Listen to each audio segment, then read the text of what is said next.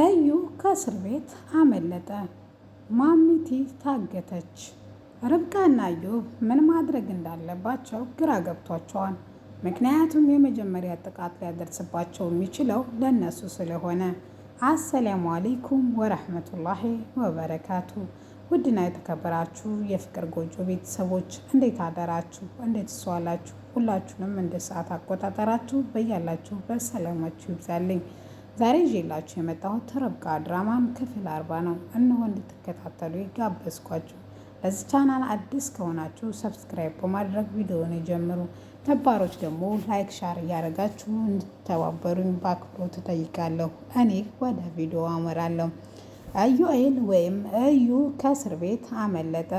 ድንገት ክፍላቸው ሆነው እየተወያዩ ወይም እያወሩ ባልና ሚስት ስልኩ ይደወልለታል ለአቤል።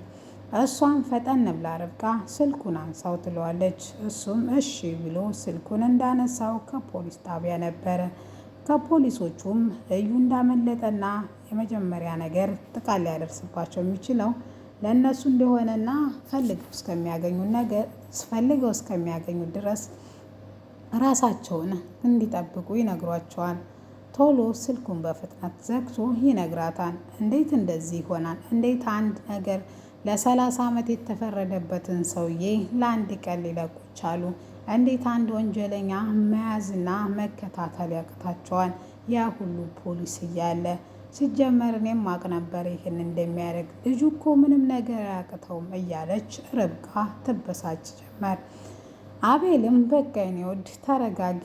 እኔማን ይሄ ልጅ የትም ገባ የትም ፖሊስ እጁን የማይሰጠው ወይም ቅጣቱን የማይሰጠው ከሆነ የልጅን ደም እኔ ራሴ ነኝ መበቀል የምፈልገው ብሎ እሱም ሲናደድ፣ ቀደም ብላ ርብቃም እንደሱማን አይሆንም፣ እነሱ ራሳቸው ስራቸውን ያውጣቸው ወይም ስራቸውን ይስሩበት፣ አንተ እዚህ መካከል አትግባ ትለዋለች።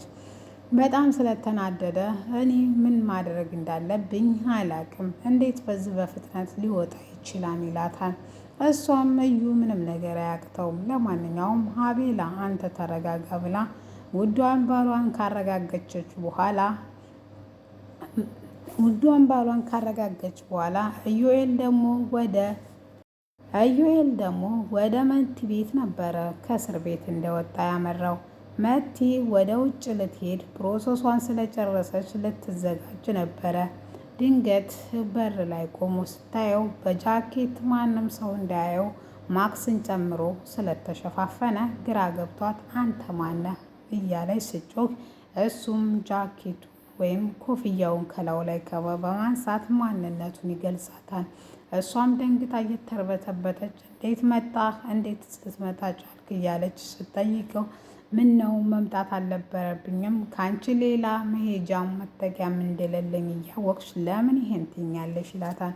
እሷም አንተ እባብ ምን አስበህ ደግሞ? ቆይ 30 ዓመት ተኝተን ስንነሳ ሆነ እንዴ? እያለች ሁሉንም ነገር አምልጦ እንደወጣ ይነግራታል። እሺ ብላ እሷም ስለተቀበለችው ስልኳ በተደጋጋሚ ሲደወል ማን ነው የደወለልሽ ሲላትም እሷ ግን እሱ ፊት ማንሳት አልፈለገችም። ስራ ጀምሬ ነበር አንድ ስራ አለቃ ነው የሚደውለው መሰለኝ ትልና በቃ አንሹ እንደዛ ከሆነ ይላታል። እሷም በፍጥነት ታነሳና ሰውየው ምንም እንዳወራ እድል ከመስጠቷ በፊት ስልክ አላነሳሁም ማለት አተመቸኝም ማለት ነው። ስለዚህ እባክህ ደጋግመህ አትደውልብኝ ትልና ስልኩን በፍጥነት ትዘጋበታለች። ኢዩኤልም እና ምን ይሻላል ትለዋለች። እሱም ምን እንደማደርግ አላቅም፣ ነገር ግን ሁሉንም መበቀል ነው የምፈልገው ይላታል። እሷም በጣም እየተናደደች ከዚህ ሁሉ ነገር ራስህን ነፃ አውጣ፣ እኔም ትወደኛለህ ብዬ እስከዛሬ ለፋሁ፣ ስለዚህ ምንም ነገር የለም፣ ከነገሮቹ ራሴን ማሻሽና ማራቅ ነው የምፈልገው፣ ነገር ግን ለአንተ አንድ ነገር አዘጋጅቼልሃለሁ ትለዋለች። እሱም ምንድን ነው ሲላትም ማሚቴን አግቻታለሁ፣ ስለዚህ እሷ ደግሞ የምትሄድበት መዳረሻ ትሆንሃለች ብዬ ተስፋ አደርጋለሁ፣ ነገር ግን የኔ ውድ እስከሚሄድ ድረስ ሰላም እንሁን፣ በፍቅር እንኑር።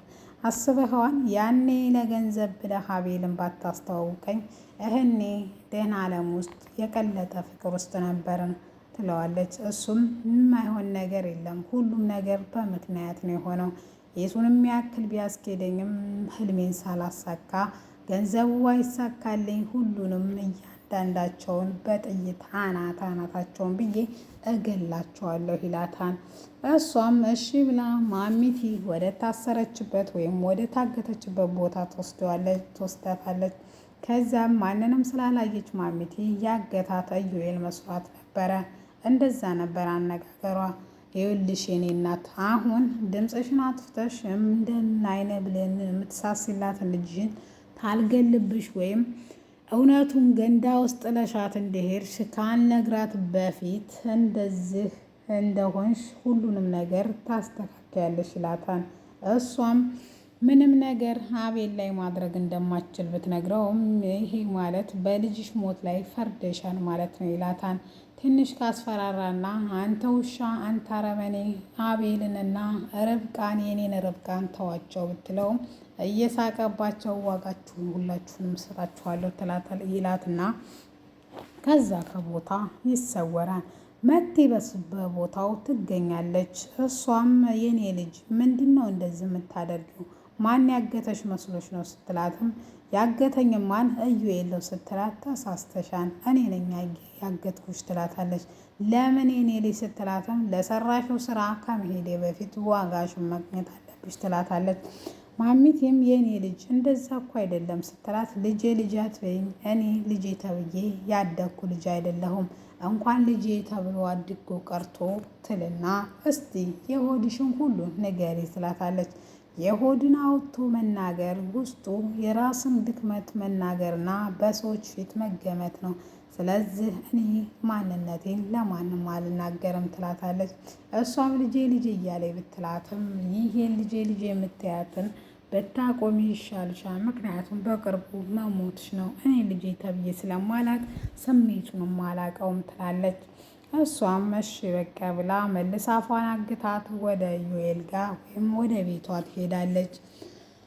በጣም ስለተናደዱ ሁሉንም ነገር እነ አቤል እና ርብቃ ለነ ርችዬ ለነ አዙ ትነግራታለች። ስለዚህ መጀመሪያ ለርች ስለነገረቻት ወደ ኪችን ኬዳ በጣም ተናዳ ለአዙ ልነግራት ሲኬድ ምግብ እየበላች ነበረ። ምግቡን እስቲ ዛሬ አቁሙ፣ መጥፎ ዜና አለብኝ ትላታለች። እሷም በጣም ርቦኛል፣ ባይሆን እየበላሁ ንገሪኝ፣ ካልሆነ ደግሞ በልቼ ስጨርስ ትላታለች። በቃ እየበላሽ እንደውም ልንገርሽ ትላታለች። እሱም ኢዩኤል ተፈቷን ስትላት በአፏ የጎረሰችውን ምግብ በአፍንጫዋና በአፏ ተዋጠዋለች። ትን ይላታን ውሃ ተሰጣቻት። በኋላ ከተረጋጋች በኋላ እንዴት ነው ይሄ 30 ዓመት የሚባል ነገር ተኝተን ስንነሳ ነው እንዴ 30 ዓመት የሚሆነው? ግን እኮ እኛ ወደ ባለንበት ነው ትላታለች። እሷም አይ አምልጦ ነው አሉ እንዴት እያለች በፍርሃት እየተንቀጠቀጠች ትጠይቃታለች። ለማንኛውም እንዲታቂው አይነት ነው ብላ ወደ ሳሎን ስትሄድ አጎትዬ መጥቶ ነበረ። አጎቴ እንኳን ደህና መጣህ ትለዋለች። እሱም እንኳን ደህና ቆየሽኝ፣ ስራ አልጀመርሽም እንዴ? ስራ የለሽም እንዴ ሲላትም ስራ እንኳን ነበረኝ፣ ነገር ግን በዚህ ሰዓት ለጓደኛዬ ለርብቃ ስለማስፈልጋት ሱቅ ስለሆነ ስፈልግ ዘግቼ ስፈልግ ከፍቼ ነው ሙሉ ትለዋለች። እሱም በጣም የሚገርም ጓደኛሞች ናቸው። አንቺን የመሰለ ጓደኛ ስላገኘች አንቺም እሷን የመሰለ ጓደኛ ስላገኛችሁ ልትደሰቱ ነው የሚገባው። ይህ ግንኙነታችሁን የበለጠ አጠንክሮት ይላታል። እሷም እሺ ብላ ትነግረውና አቤልም እንድተፈታ ሰማህ አይደል ስትለውም ሲለውም አጎቴን አዎ ሰማሁ፣ ልጅ ርብቃ ነገረችኝ። ግን ምን አይነት ናቸው? እንዴት ይህን ስራ ይሰራሉ? ይለዋል። አይ እንግዲህ ሆኖን ምን ታደርገዋለህ? ኢዩኤል ወጥቷን፣ ግን ወንድምህ በጣም ክፉ ይላል አጎትዬ። በጣም ሌላ ሰው ቢያደርገው ይህን ያለ እንደዛ አልሆንም ነበር አጎቴ፣ ወንድሜ ይህን ስላደረገ ነው በጣም የተናደርኩት ይለዋል። አንተ ባትመጣ ይሄ ሁሉ ነገር አይሆንም ነበረ እና ምስጋና ላጎትየው ያቀርብለታል።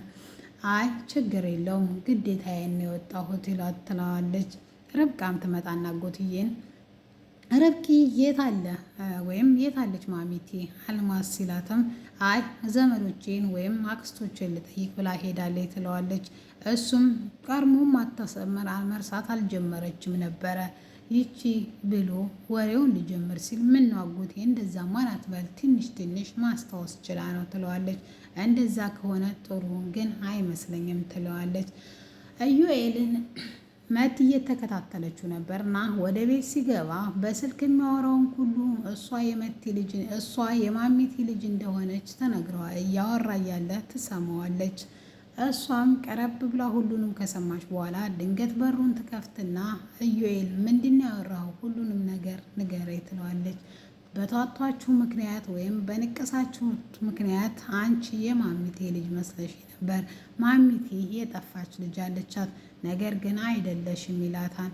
እና እንዴት አትነግረኝም? እውነትስ ቢሆን ሲላሆን እውነተኛውን ሳላረጋግጥ አልነግርሽም ብዬ ነው ውድ ብሎ ሊያታልላት ይሞክራል። እሷም በጣም እየተናደደች ወደ አዙ ኩሽና ደግሞ እንመለስና አዙን ማን እንደሆነ ባናቅም አዙ ታግታለች። ይህ ስራ የሚሆነው በእርግጠኝነት የኢዩኤል ነው። ውድና የተከበራችሁ የፍቅር ጎጆ ቤተሰቦች ለዛሬ ይዤላችሁ የመጣሁት ይህን ይመስል ነበረ። ከወደዳችሁት ላይክ፣ ሼር እያደረጋችሁ ቪዲዮውን ተመልከቱ።